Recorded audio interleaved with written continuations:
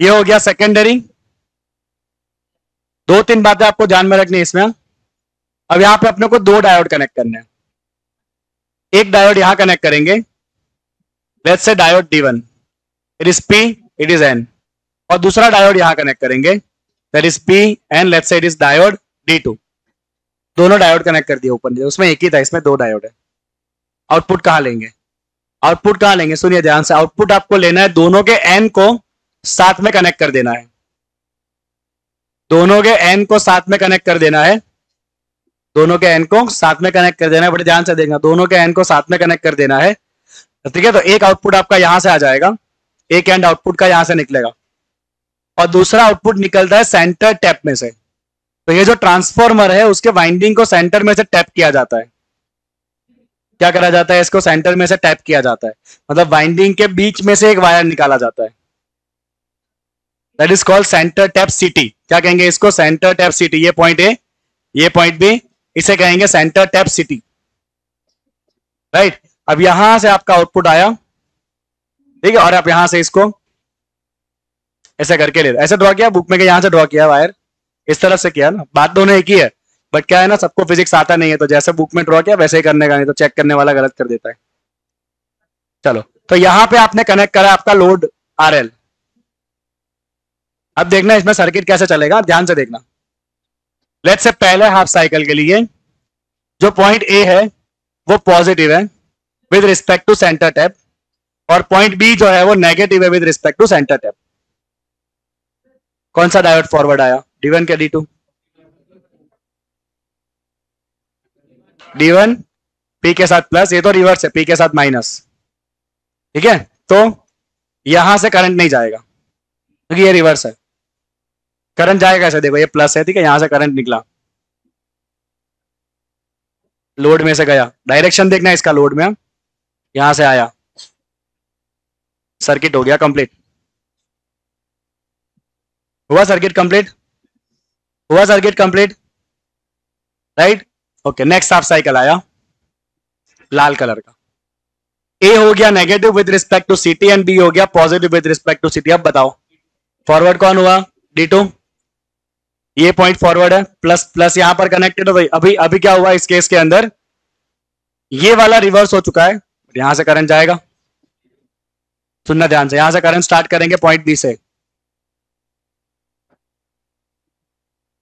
Current का direction देखना, हो रहा है सर्किट कंप्लीट, हो रहा है सर्किट कंप्लीट।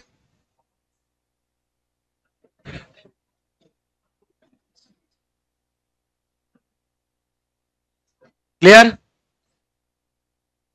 तो दोनों ही हाफ साइकिल के लिए लोड में से करंट एक ही डायरेक्शन में गया, मतलब यहां तो करंट ने डायरेक्शन चेंज नहीं किया, तो ये कौन सा रेक्टिफायर हो गया? Full wave.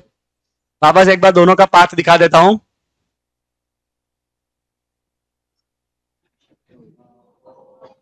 तो क्या हो, क्या हो, वापस एक बार दोनों का पाथ चेक कर लीजिए। अगर ये फॉरवर्ड है, ऐसा कुछ लिखना नहीं है यहां पे आपको, अगर ये डायोड फॉरवर्ड है, यहां से करंट स्टार्ट होगा,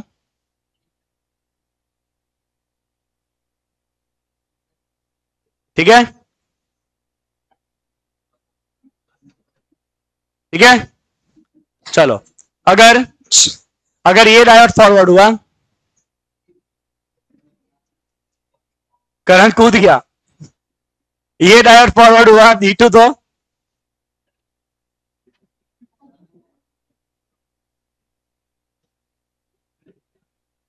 फ्लो हो रहा है करंट किस डायरेक्शन में?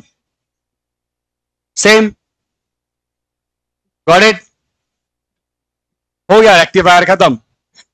बोले ऐसा भी तुम में से बहुत सारे बच्चे जो एग्जाम में नहीं लिखेंगे, बड़े दुख के साथ कहना पड़ता है, बट हर साल होते हैं ऐसे बच्चे, अब क्या करेंगे, कुछ नहीं, मैं स्वीकार कर लिया। पहले मुझे ऐसा लगता था ना कि मैं पढ़ा हूं और किसी को ना, ऐसा हो ही नहीं सकता है। अब मैंने स्वीकार कर लिया है कि ताली दो हाथ से बजती है। हम कितना भी कर ले यहां से, अगर सामने हाथ ही नहीं है तो ताली थोड़ी बजेगी, चाटा ही लगता है फिर तो सदा साथ। चलो ध्यान यहाँ पे, इसमें लिखना क्या है, इसमें दो बातें बहुत ध्यान में रखनी है आपको। दो बातें बहुत ध्यान में रखनी है आपको। पहले हाफ वेव की एक बात आपको बता देता हूं, सुनिएगा। अगर इसका फ्रीक्वेंसी एफ है इनपुट का, तो आउटपुट का फ्रीक्वेंसी भी सेम रहता है। यहां पे इनपुट आउटपुट दोनों का फ्रीक्वेंसी सेम रहता है, बिकॉज राजू, बिकॉज इनपुट में एक सिग्नल यहां कंप्लीट हुआ, आगे ना, आउटपुट में भी एक सिग्नल यहां कंप्लीट हुआ, फिर वापस पैटर्न रिपीट होगी। एक पूरा साइकिल ये बनेगा आपका आउटपुट का, फिर वापस रिपीट होगा, फिर वापस रिपीट होगा, लाइक दैट, राइट। नाउ इसमें दो बातें आपको ध्यान में रखनी है। पहले तो ग्राफ बनाते हैं इसका, एक ही ग्राफ बनाया ना कि दो अलग अलग दिया है?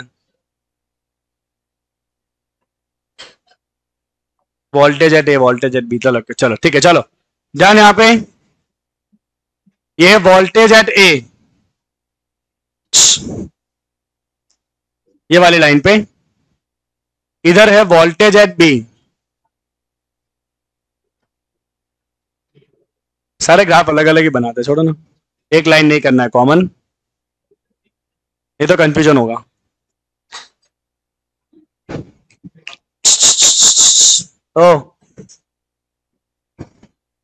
ओके, फिर एक और सर्किट बताऊंगा जिसमें भी फुल वेव रेक्टिफायर बनता है, but that is with the help of 4 diode, 4 diode से, वो भी बताता हूं आपको कैसे बनता है वो। चलो ध्यान है यहाँ पे बेटा सबका। सो ग्राफ बनाते फटाफट। आई यार,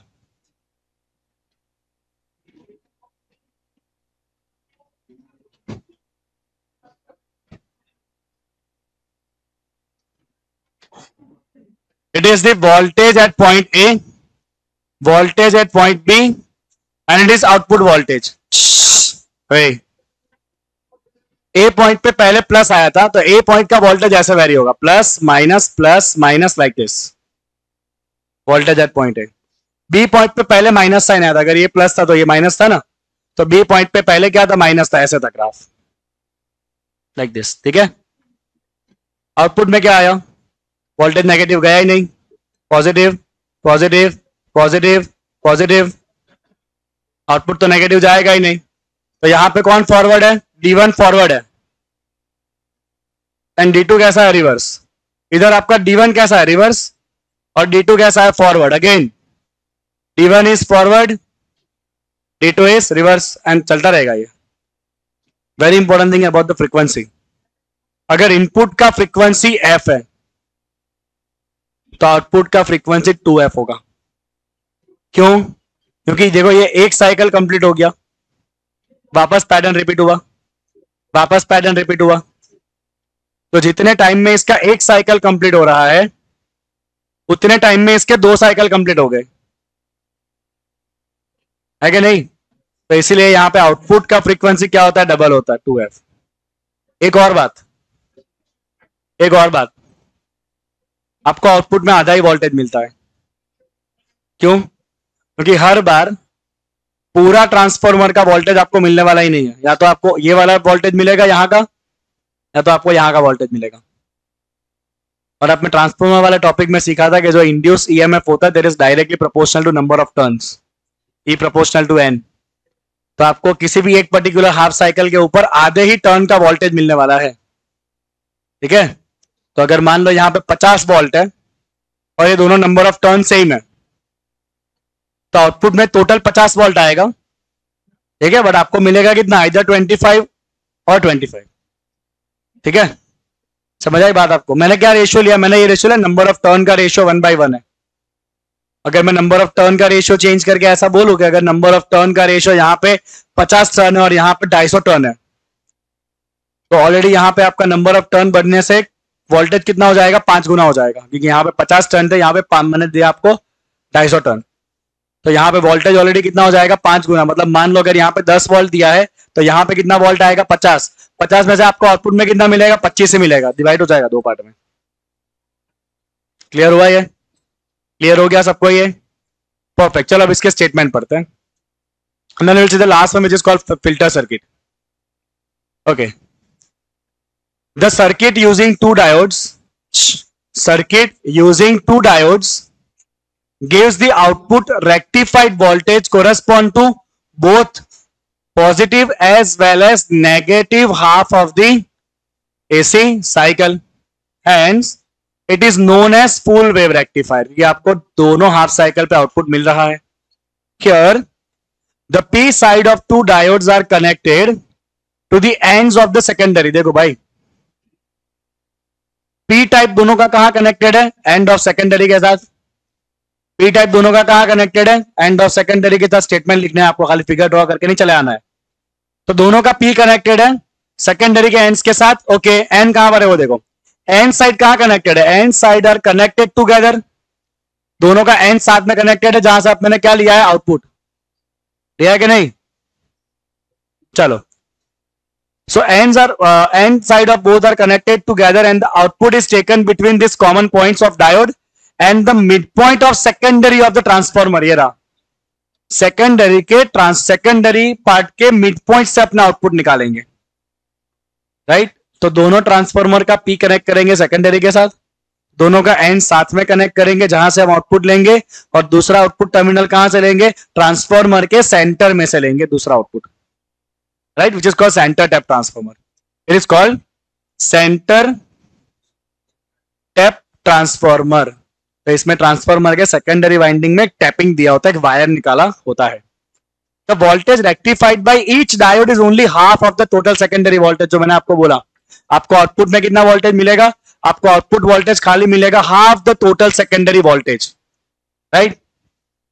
Each diode rectifies only for half cycle. But the two do so for the alternate cycle. Thus, the output between their common terminal and the center tap of the transformer becomes a full wave rectified output. दोनों transformer half cycle के लिए ही खाली rectify करेंगे, पर दोनों alternate rectify करेंगे. तो इसलिए ओवरऑल आपको फुल वेव रेक्टिफायर आउटपुट मिल जाता है. There is another circuit of full wave rectifier which does not need a center tap transformer but needs 4 diodes. 4 diodes. Let's make a circuit of 4 diode जिसको आप use कर सकते हो as a AC transformer. ठीक है. अब rectifier देखो, तो उसमें आपको ना पीएन जंक्शन जैसा इस तरह से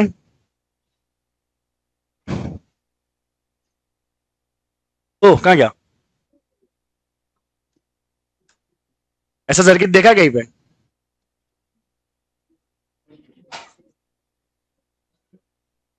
Winston bridge. It is Wheatstone bridge, right?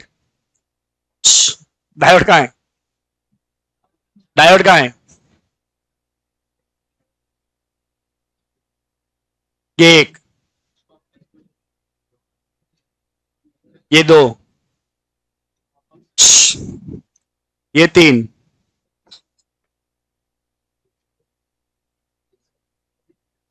ये 4.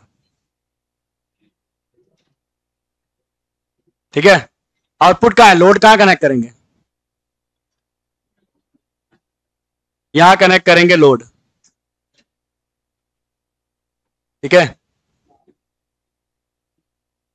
ओके.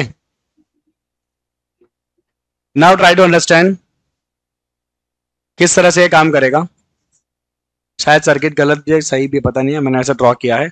जहां तक मुझे आता है कि यही सही है, बुक में नहीं दिया है सर्किट. ट्राई करते हैं इसको. चलो एक बार, अगर ये प्लस हुआ और ये माइनस हुआ, क्योंकि यहां पे आपने एसी सिग्नल जोड़ा है, तो ये हो गया फॉरवर्ड, ये भी हो गया फॉरवर्ड, ये दोनों हो गए रिवर्स, मतलब सर्किट गलत है. गलत है सर्किट.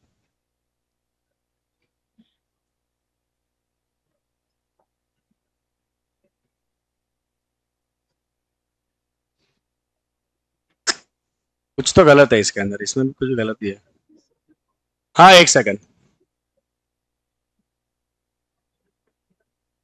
ओके, मैं ऐसे ही ट्रायल एरर कर रहा हूं. सेट तो हो ही जाएगा. कहां जाएगा? हो गया, हो गया. ट्रांसफॉर्मर अपोजिट जोड़ने थे.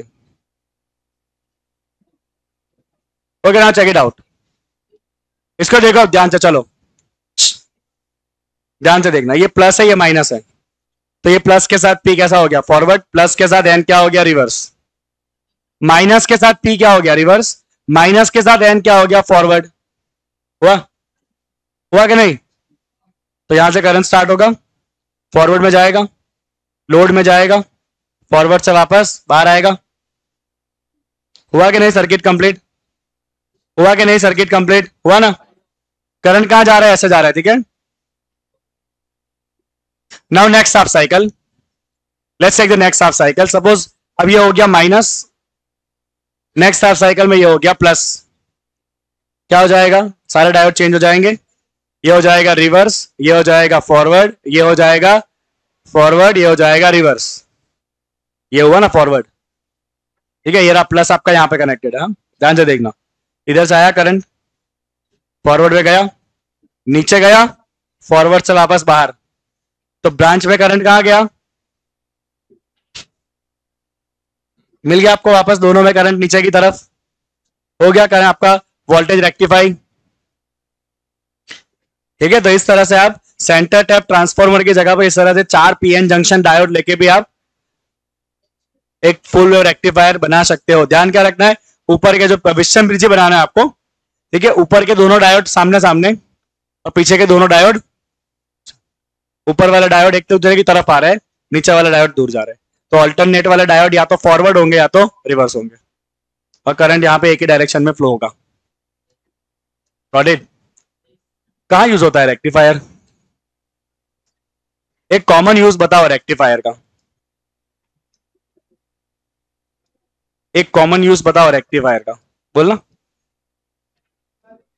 है। दिवाली की लाइट में रेक्टिफायर यूज होता है। वो तो एसी पे ही चलता है, वो तो नहीं डीसी पे चलता है, वो तो एसी पे ही चलता है। एक बहुत ही कॉमन एप्लीकेशन है जहां पे रेक्टिफायर यूज होता है, जो हम रोज यूज करते हैं। फोन का चार्जर, कोई भी बैटरी का चार्जर रेक्टिफायर के बिना नहीं बनता है, क्योंकि आपके घर पे जो सप्लाई आता है वो एसी होता है, और बैटरी को चार्ज करने के लिए कंपलसरी आपको डीसी सप्लाई चाहिए, क्योंकि बैटरी को चार्ज करने के लिए आपको केमिकल रिएक्शन को रिवर्स करना पड़ता है पूरा, और इसके लिए आपको अपोजिट एंड से कंटिन्यूस करंट पास करवाते रहना पड़ता है एक ही डायरेक्शन में। तो जो छोटा सा एडेप्टर होता है ना, वो एडेप्टर में होता है रेक्टिफायर सर्किट, जो एसी सिग्नल को किसमें कन्वर्ट करता है? डीसी में, और उसी से बैटरी चार्ज होती है, ठीक है।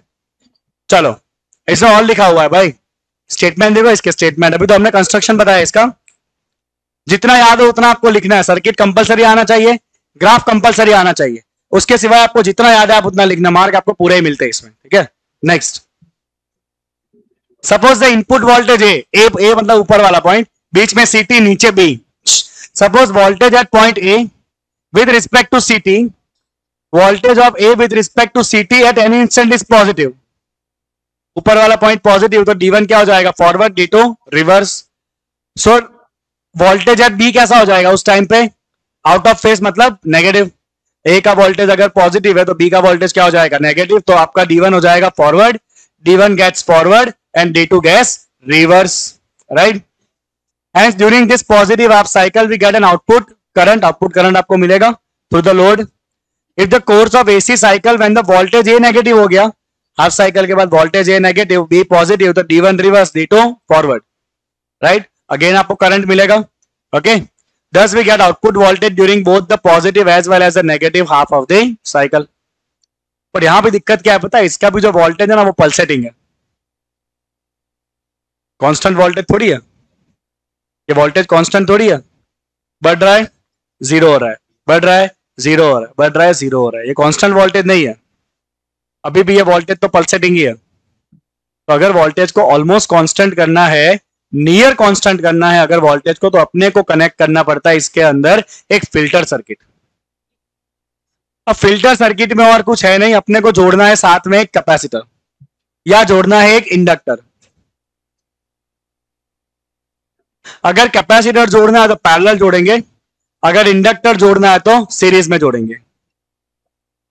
ध्यान से देखिए क्या बताया सर्किट, थोड़ा सा ड्रॉ किया ना, ओके। चलो, तो ये है आपका रेक्टिफायर। अब यहां पूरा रेक्टिफायर ड्रॉ नहीं करना है आपको, इट इज रेक्टिफायर। यहां से आया आपका अनरेक्टिफाइड इनपुट वोल्टेज, यहां पे वो वोल्टेज रेक्टिफाई हुआ है बट वो पल्सेटिंग वोल्टेज है। यहां कैसा वोल्टेज है? पल्सेटिंग वोल्टेज है। तो हम क्या करेंगे, सपोज अपना लोड यहां पर है, तो मुझे क्या करना है, इस लाइन में पैरेलल में एक खाली कैपेसिटर लगा देना है, दैट्स इट। या फिर कैपेसिटर नहीं है तुम्हारे पास तो सीरीज में एक इंडक्टर लगा सकते हो। तो यहां पे जो आपको आउटपुट मिलेगा, ये जो आपको आउटपुट मिलेगा वीओ, ये आउटपुट कैसा होगा, नॉन पल्सेटिंग या ऑलमोस्ट कांस्टेंट। यहां जो आउटपुट आएगा वो कैसा होगा, पल्सेटिंग। कैपेसिटर का काम है पल्स को फिल्टर कर देना। कैसे करेगा कैपेसिटर, तो कैपेसिटर के पास एक खासियत होती है, कैपेसिटर एनर्जी को स्टोर कर सकता है, वापस रिलीज भी कर सकता है कि नहीं। तो देखो होगा क्या, सपोज मैं ये पल्सेटिंग वोल्टेज ड्रॉ कर रहा हूं, ये पल्सेटिंग वोल्टेज है, 2 ही साइकिल ड्रॉ हो रही है हर बार, तो ज्यादा ड्रॉ करते हैं। ये पल्सेटिंग वोल्टेज है, ठीक है। अब देखो क्या होगा, ध्यान से समझना है, दोनों कैसे कनेक्टेड है, पैरेलल में। तो जब ये वोल्टेज बढ़ रहा होगा ना, सुनो, जब ये वोल्टेज बढ़ रहा होगा तब कैपेसिटर चार्ज हो जाएगा। जब ये वोल्टेज बढ़ रहा होगा आउटपुट के लाइन में, तब कैपेसिटर चार्ज हो जाएगा, है ना, एनर्जी स्टोर कर लेगा। और जब ये वोल्टेज घट रहा होगा तब कैपेसिटर क्या करेगा, जो है एनर्जी स्टोर करी है वो वापस लोड को दे देगा, मतलब उधर कुछ कमी नहीं आएगी। ये वाले पार्ट में रेक्टिफायर करंट सप्लाई करेगा और उसी टाइम पे कैपेसिटर चार्ज हो जाएगा। और जैसे ही रेक्टिफायर का करंट डाउन हुआ, कैपेसिटर ने जो स्टोर किया था एनर्जी वो लोड को देके करंट वहां पे चालू रखेगा और करंट को ज्यादा पल्स नहीं होने देगा। तो कैपेसिटर जोड़ने के बाद आपका जो सिग्नल है वो इस तरह से हो जाएगा, इनिशियली एक रिपल आएगा, उसके बाद it will be like this, almost constant voltage. ठीक है, ग्राफ देखा, लिखा है कुछ ग्राफ में, it is output with capacitor input filter. ले, ये जो है वो है output with capacitor input filter. ये वाली लाइन को ना डॉटेड कर देते हैं।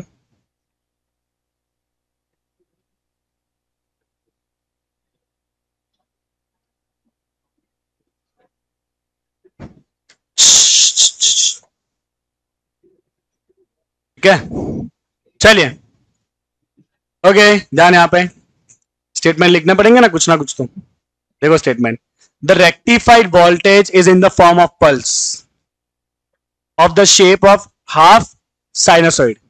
इसे कहते हैं हाफ साइनोसॉइड। पूरा साइन का वैसे होता है, ये हाफ साइन के फॉर्म में आपको आउटपुट वोल्टेज मिल रहा है। भले आउटपुट यूनिडायरेक्शनल है बट वो स्टेडी नहीं है। आउटपुट यूनिडायरेक्शनल है, खाली पॉजिटिव वैल्यू है, बट वो पॉजिटिव वैल्यू वेरी होती जा रही है, बढ़ रही है, घट रही है, बढ़ रही है, घट रही है कि नहीं। तो जो रेक्टिफायर का आउटपुट है वो कैसा है, वेरिंग आउटपुट है, यूनिडायरेक्शनल है बट वेरिंग आउटपुट है, right. To get the steady output क्या करेंगे अपने, from the pulsating voltage normally a capacitor is connected across the output terminals parallel में टू द लोड, या फिर हम कनेक्ट कर सकते हैं inductor in series with load. मैं इसकी जगह पे अगर कैपेसिटर को निकाल के यहां पर एक इंडक्टर भी कनेक्ट करूं ना सीरीज में तो भी चलेगा, क्योंकि इंडक्टर भी एनर्जी स्टोर करके वापस रिलीज कर सकता है, हाफ एल आई स्क्वायर, है ना। ओके, चलो, when the voltage across the capacitor is rising, capacitor charge हो जाएगा। if there is no external load, capacitor remains charged to the peak voltage of rectified output. Now when there is a load, जैसे ही load connect हुआ, it gets discharged. Load connect होते ही capacitor energy को discharge करेगा through the load and the voltage across it begin to fall. Again जैसे ये next half cycle आएगा, है ना, नेक्स्ट हाफ साइकिल आएगा, कैपेसिटर चार्ज होगा, अगेन एनर्जी को रिलीज करेगा, चार्ज होगा, रिलीज करेगा, कैपेसिटर का चलता रहेगा। ठीक है, the rate of fall of voltage. अब एक बहुत इंपॉर्टेंट बात है, कैपेसिटर आपको ऐसा सिलेक्ट करना है जो टाइमली चार्ज और डिस्चार्ज हो जाए। जितना वो पल्स का फ्रीक्वेंसी है उतने ही फ्रीक्वेंसी से capacitor charge discharge, charge discharge, charge discharge होने के काबिल होना चाहिए, right. The rate of fall of voltage across the capacitor depends inversely upon the product of capacitance C and effective resistance RL used in the circuit, and it is called as time constant. तो ये time constant होता है 1/RC। क्या होता है time constant, 1/RC। पढ़ा है ना charging discharging circuit of capacitor. सबने नहीं पढ़ा है, खाली खाली यहाँ क्या कर रहे हो, जेई वालों को करवाया था, ये कर रहे हो खाली खाली। Okay, it's called time constant 1/RC। और अगर आप इंडक्टर लोगे तो टाइम कांस्टेंट होता है इंडक्टर में R/L। इंडक्टर में टाइम कांस्टेंट होता है R/L। R/L क्या, L/R? L/R, L/R, हाँ। चलो, to make the time constant जितना बने उतना लार्ज चाहिए। To make the time constant large, value of capacitor should be, to make the time constant large, value of capacitor should be large, so capacitor input filters use the large capacitor। एक मिनट है, और नहीं नहीं नहीं नहीं, एक मिनट, time constant is only R into C. Time constant is R into C, और कैपेसिटर कितना क्विकली चार्ज डिस्चार्ज होगा, that is inversely proportional to the tau. जिसका टाइम कांस्टेंट ज्यादा होगा उसको चार्ज डिस्चार्ज होने में कम टाइम लगेगा। वापस पढ़ो एक बार। The rate of fall of voltage across the capacitor depends inversely on time constant, right. तो जिसके लिए कैपेसिटर का वैल्यू ज्यादा होगा उसके लिए टाइम कांस्टेंट भी ज्यादा होगा।